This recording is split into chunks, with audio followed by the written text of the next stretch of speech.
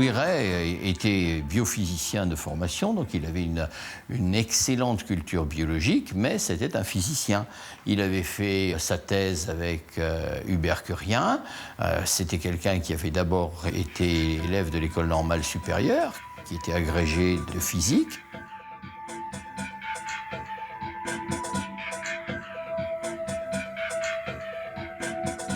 C'est quelqu'un qui, assez jeune, dès qu'il avait été nommé à l'université de Dijon, s'est intéressé à l'industrie alimentaire et à une technique qui est bien connue, enfin, c'est la lyophilisation.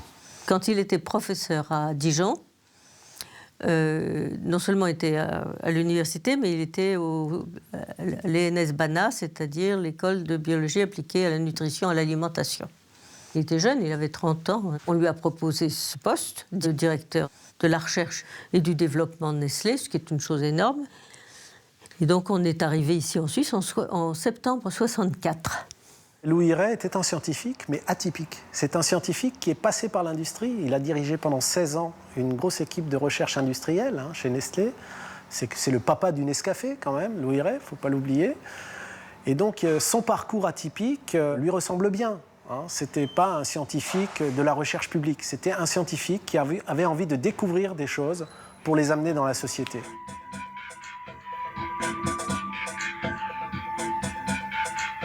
J'ai eu le plaisir, dans les discussions que j'ai eues avec M. Jean Boiron, de voir qu'il nous manquait un certain nombre d'informations de caractère fondamental sur la structure de ce qu'on appelle les hautes dilutions.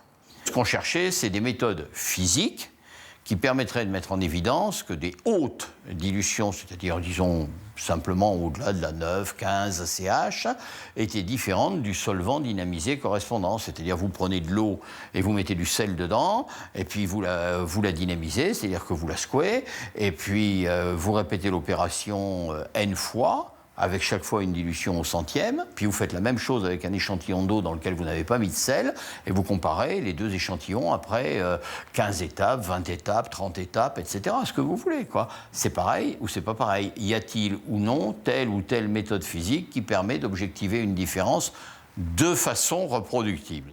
J'ai essayé beaucoup de méthodes pendant plusieurs années. Des méthodes magnétiques, des méthodes électriques, des méthodes purement physiques, de migration des fonds de cristallisation. En fait, je n'ai rien trouvé de vraiment convaincant. Et c'est alors qu'il y a à peu près une dizaine d'années, j'ai pensé à la thermoluminescence. Donc thermo, ça vient de température. Donc dans notre cas, on réchauffe notre échantillon de moins 200 degrés jusqu'à moins 60 degrés. Et luminescence, ça veut dire émission lumineuse. Donc notre échantillon émet deux pics lumineux à moins 160 et moins 110 degrés Celsius. Donc une expérience de thermoluminescence consiste à prendre un échantillon de liquide, d'eau liquide, avec ou quelque chose dedans ou pas. Hein. Ça peut être l'eau pure comme ça peut être de l'eau salée ou n'importe quoi dedans. À la refroidir, à 0 degré, ça va devenir solide, ça va devenir de la glace, mais on va refroidir beaucoup plus bas, jusqu'à moins 200, à la température de l'azote liquide. Et une fois qu'on est à la température, à cette basse température, on va le soumettre à une irradiation, un rayonnement extrêmement fort qui va créer des défauts.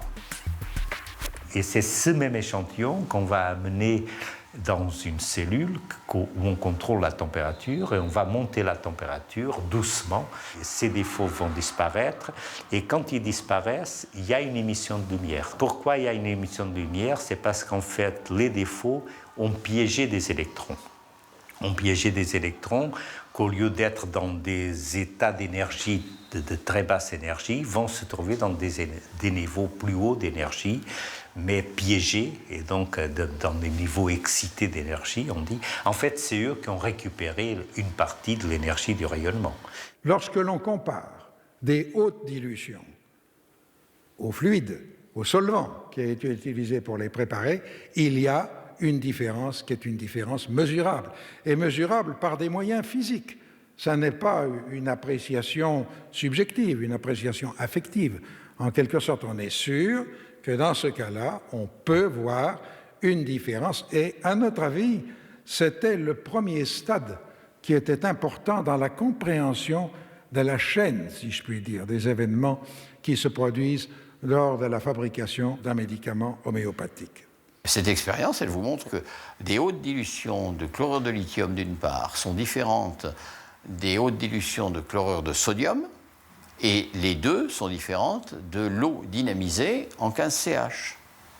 Il a quand même trouvé, pour moi en tout cas, la seule, je dis bien, la seule technique où il y a des effets visibles et reproductibles. Louis Rennes ne nous a pas permis de découvrir les mécanismes d'action du médicament homéopathique et de révolutionner la science dans le monde, mais il a contribué de façon essentielle à démontrer qu'un médicament homéopathique, c'est-à-dire une dilution d'une substance de base, est différente, est structurée physiquement différemment de son solvant. Et ça, c'est essentiel. On peut dire l'opération homéopathique de dilution-dynamisation fabrique, entre guillemets, une solution nouvelle par rapport au simple fluide de dilution. On part donc d'une base qui, à mon avis, sur le plan physique, est solide.